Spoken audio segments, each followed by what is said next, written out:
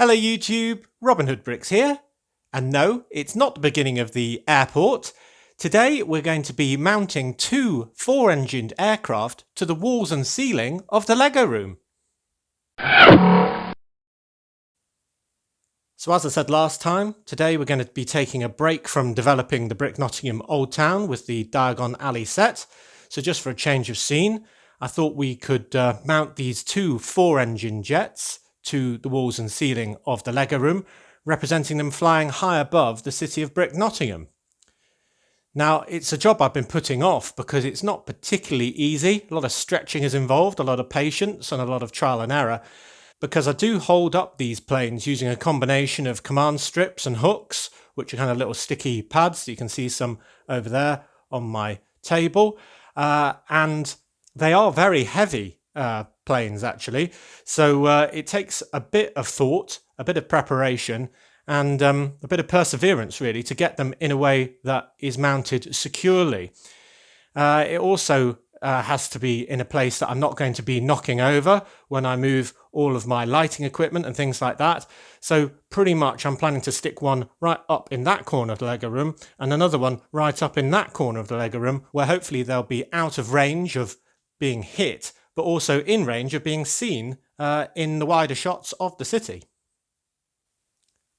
So before we get started on the planes, I did want to show you a couple of things that I've changed from last time.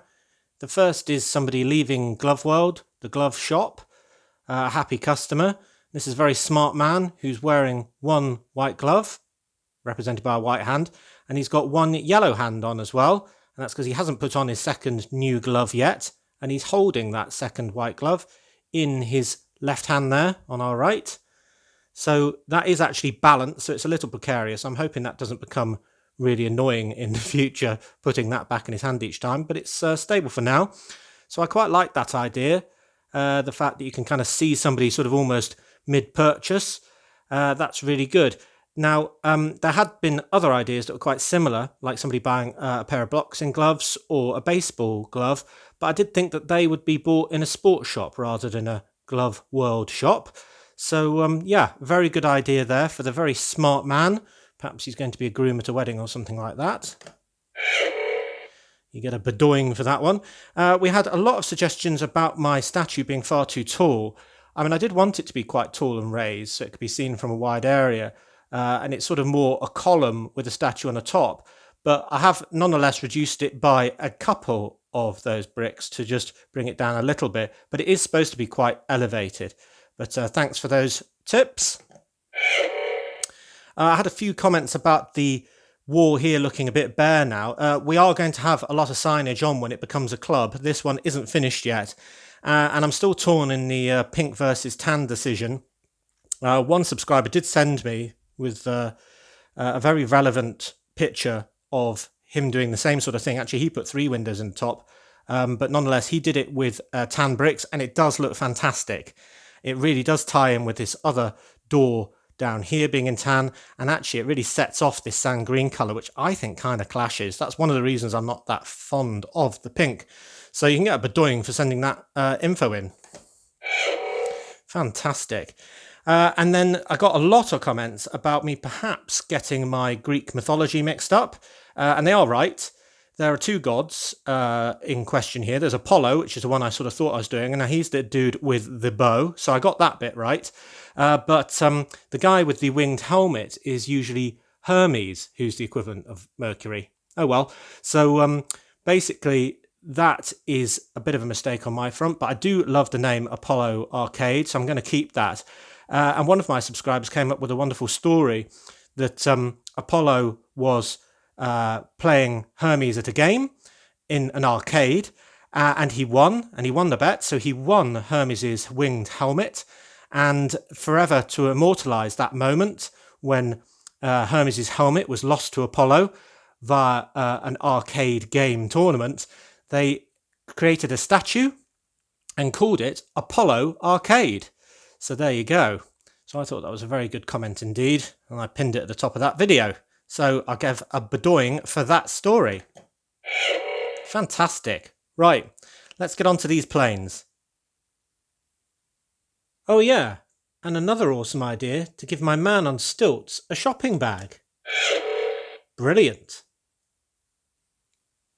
Right, well, let's meet the two planes in question. This is a cargo plane from the set 60022, Cargo Terminal.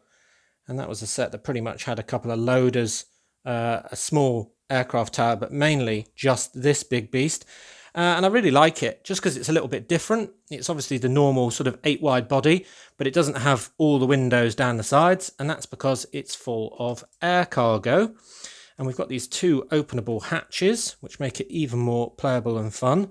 Now, I am actually going to remove this cargo because when it's up in the air, A, you won't see it, but B, it adds a lot more weight because it's just solid, dense stuff.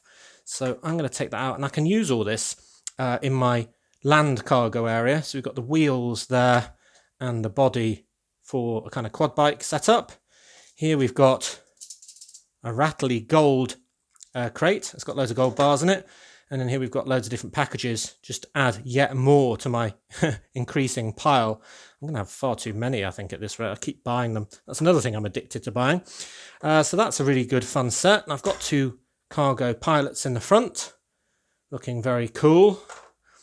And that one, I think I'm going to hang on this wall, kind of up high, right up there, and probably pointing into the city, just so we've got a bit more variety. And hopefully you'll be able to see that over what will be, well, a bit of town and some fairground here. Then the second one is the biggest plane, I think, that LEGO have made. Maybe the new one's a little bit bigger, but this has got slightly longer wings, I think, with these sort of extended pointed bits. It's got the 4 engines.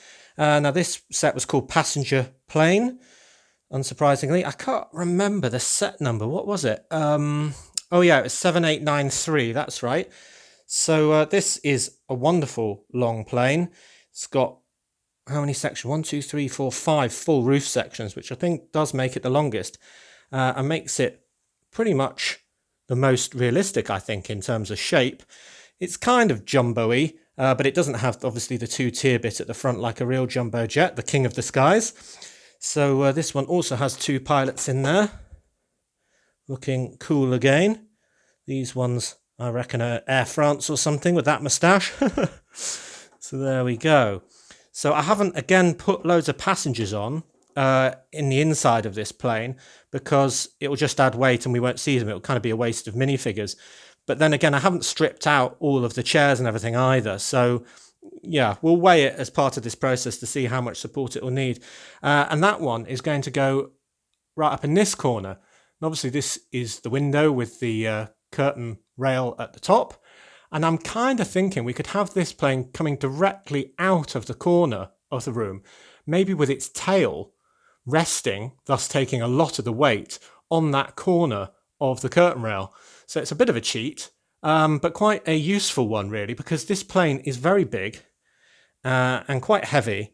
And these very small hooks that are held on by these very small sticky pads are going to be quite limiting, really. So last time when I did my big red jet, I had basically a brace holding a lot of the weight on the tail and only needed 2 of those hooks. So I'm hoping with the curtain rail that would do the same job.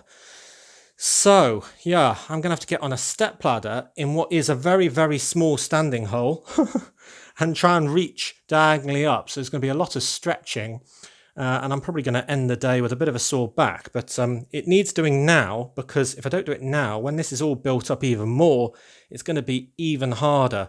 So I have to do a good job because we don't want any air crashes either with these things falling out of the sky. But having said that, nothing has fallen out of the sky yet. So yeah, we'll have to keep that health and safety record going. Cool. Welcome, ladies and gentlemen, to the official weigh-in of the cargo plane versus the passenger plane. Place your bets. Who will be heavier? Here is the first contender. And the air cargo plane is 704 grams. Okay, let's get that out of the way. Get the passenger plane in. It's even bigger and harder to put on these scales. There we go. Ooh, 674. So the heavier plane, surprisingly, is the cargo one. I think that's probably just because it's got some very solid bits in the tail. But roughly about the same weight as the ones I've done before, so not too bad. It does affect how many of these hooks you need, although some of the weight will be braced by that tail brace. And both of them have had their landing gear taking off. And that's because, well, they're flying in the air. I had somebody questioning why I'd taken them off. Planes always raise their landing gear if they can, unless they've got fixed gear, pretty much immediately after they've taken off for safety reasons and aerodynamics. So that's why. Right, I think I'm going to start with the easier of the two, being the air cargo. Right, so what am I using to mount this to the wall? Well, first of all, I've made this little construct out of Technic beams. I've got two angled ones and a straight one in the middle, and they're held together with 3 long Technic pins. And that's going to be mounted on the vertical wall, and then it will support the tail, which will go in between those two kind of arms that stick out. And I've done it in white, so it'll kind of blend into the wall as much as possible. And on the other side of that, I've got a small-sized command strip, and I use these to hang all of my planes and other things onto my ceiling and walls. There are 4 sizes. The smallest is about this big. You can see there's 4 there joined together, and the biggest are rather too big for Lego use. And that's the second of the 4 in size-wise, so that's small. And then I've also got these hooks, which are just clear hooks, which I use on my ceiling generally. And they've got a little sticky pad on the other side as well that I've attached. And each of those ones takes 225 grams. So I think a pair of those plus the tail brace should be enough to support this plane. So the tail brace will be on the tail. The other 2 hooks I'm going to use to support this fishing line, which is just general sort of nylon line that I've got into the plane. And I've done that in a loop. And the reason why I make it into a loop that will go through both of the hooks is it's kind of easier to attach it when you're only dealing with one thing and you're balancing on the ladder. But secondly, you only need 1 knot to tie the 2 ends of the piece of cord together. If you use more than 1 piece of wire, then you're going to need, well, at least 2 knots to make kind of loops on the end or something. So the wire will pass through the plane itself, over one hook, over the other hook, and back into the plane. And I bury this in the most secure place I can. So you can see I've totally dismantled the cockpit, and I've deliberately done it behind the cockpit piece so the wires can come out quite easily anywhere in the sort of between the roof sections. And I try and put it in the most strong position possible. So in this case, I put it underneath this brick, which is joining 2 of these sections together, which is going to have all of this sort of on top of it, making it even stronger. So I don't think that's going anywhere. So all that remains is for me to build this back, stick it all in, and then stick these 3 onto the surfaces up there, whilst balancing on a ladder and avoiding things like my lights. Yeah, easy, no problem whatsoever. Oh dear, wish me luck. So there are the 2 hooks for the cargo plane, and the sticky on the wall to hold the tail brace. So hopefully they will be enough to support it. We will only know in several hours' time once I've let the sticky cure fully so it can take the weight. So we'll move on to the other plane now.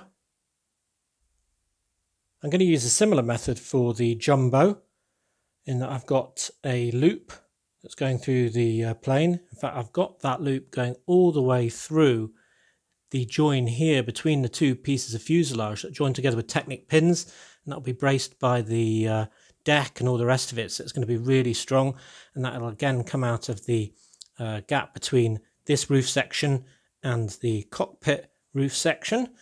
But this one's a lot shorter because it's going to be a lot closer to the ceiling, because the tail, as we said earlier, is going to be resting right on that end of the curtain rail, and therefore it's going to be probably only about 10-15 centimeters, sort of 6 inches from the ceiling. So the other bits need to be about the same length as well. So this one really will be mounted quite high, and I'm hoping that I can sort of get an impressive sort of tilt on it, like it's sort of banking to come in towards the airport or something like that. But yeah, it's a bit of a beast. So I'm really hoping that the positioning will hold it in place. I do love these exit signs. They're wonderful. I had to buy quite a few to get some that were intact, that could be fixed using my patented hot tea technique. But I'm very happy with the results now. 2 doors, 1 fore and 1 aft. Very good. Right, yeah. Oh, one more thing to mention. When you're tying knots in bits of nylon string or fishing line, it's really hard to grip. So I find that using a pair of pliers just gives you that grip, so you can really get that knot tight, because otherwise it will just undo itself. So that's probably a tip worth noting. Right, again, fingers crossed, wish me luck. I'm going up. And there you can see the 2 hooks on the ceiling. They're a lot closer together this time and nearer the corner, just because that's the way I'm going to have to do it to brace the weight. And again, we're going to have to leave that to cure for a number of hours, just so it's got the best chance of working. Right, let's have a break. So a few hours have passed and I've left the stickers to fully cure, and here is the cargo plane. Hey, looking pretty good if you ask me. Yeah, looks fantastic. Now, I've really done well with the positioning of the 3 elements of the stickers, because when it's there, it's flying absolutely horizontally. I've absolutely nailed that, which is a good look, I think, for this one. It's actually quite low, if anything. You can see, compared to that door frame there, that it's basically at about 6'6" in the room. And maybe that's a little low compared with the other ones. It looks like it's not a huge sort of altitude above the city. But the thing is, it's not going to get hit by anything in this corner, so it's relatively safe. And at least at this height, which is really hard to show you, really, there we go. At least at this height, it will be easy to see, because if you do anything too high, like right up there, it definitely doesn't appear in many of my video shots. And the other thing, actually, from having it a bit lower, is you get to see the lovely sides with these green markings and stickers and so on, because if it was really high, all you'd ever do is sort of kind of see it from this perspective. And the stickers are part of this set. Actually, they follow one of the good practices, those triangular stickers there, of doing them right on the edge of the pieces, just so there's no white band behind them, and you can see you can make it so there's a very continuous green area using those triangular stickers. So it's worth doing that, like I mentioned in my how to fix and repair Lego stickers video. Right, so 1 down, a great success. Hope you agree. On to the other one, I guess. Now, comparatively speaking, this is the one I'm worried about, but it is up. There we go. Kind of jammed into that corner, and it's kind of banking at one of those angles like you see on the adverts of the plane sort of roaring by through the skies. It's a big beast, and it's good to have them all at different angles. Having another one coming 100% sort of straight out of a wall would be less interesting.